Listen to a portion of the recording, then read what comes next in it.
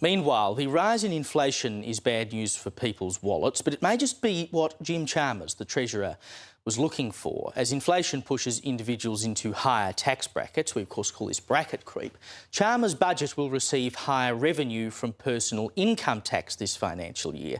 KPMG says in the Australian today that the income tax take will almost certainly increase over the rest of the financial year, thanks to inflation, on top of an extra $17 billion that was already forecast in the mid-year budget update. Joining me now for more on this is Eminence Advisory's Dimitri Burstein. Dimitri, thank you for joining me.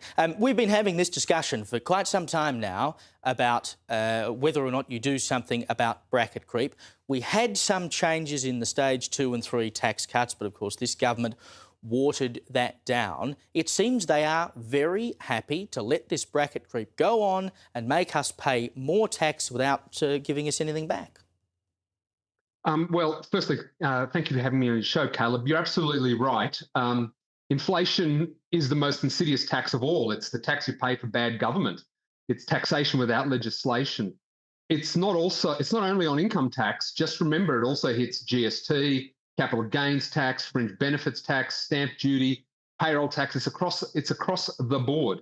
And when it comes to income tax, you touched on it there, Caleb, but it was a deliberate ploy by the Treasurer and the Prime Minister when they changed the stage 3 tax cuts to reinsert the 37-cent tax bracket. Now, the 37-cent tax bracket kicks in at $135,000. The average wage in Australia is $105,000, which means that's the low to middle income earners who are going to get hit the worst by this Labor government's economic irresponsibility. And it's also fundamentally younger people who get hit the most, right? Because it's younger people who will presumably, over the next decade or so, have the best career trajectory. They're starting their careers, moving up the ladder, getting pay rises. And every time they get a pay rise, and they also have to deal with inflation, they are effectively paying more tax than their parents would have if they were earning the same money, 10 years ago.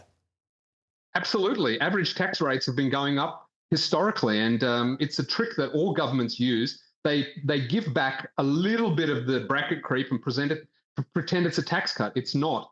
Average taxes have been going up historically for quite a while, in line with the growth in government spending, which has gone ballistic under this government.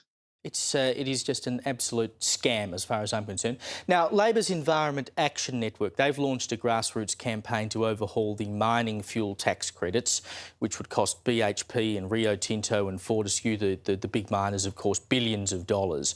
They're calling for an annual $50 million cap on the amount of fuel credits miners can claim, and this of course would allow the government to extract more tax from the resources sector without the political risk of a mining tax, or at least that's how they're selling it. What effect would this have?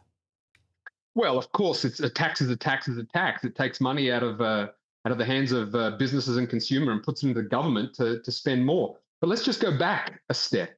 The diesel fuel rebate is to compensate miners and farmers because their trucks and machinery is not on the road. A large amount of the tax and fuel is for the maintenance and the construction of roads, and these machines do not travel on roads. So why should they be paying for it? This has been represented as a subsidy for years. It's not a subsidy. It's just the tax that they're not liable for because they don't travel on main roads. So if it is increased or capped, of course it'll affect investment decisions by the mining industry. Indeed, Dimitri Burstein, thank you so much for your time.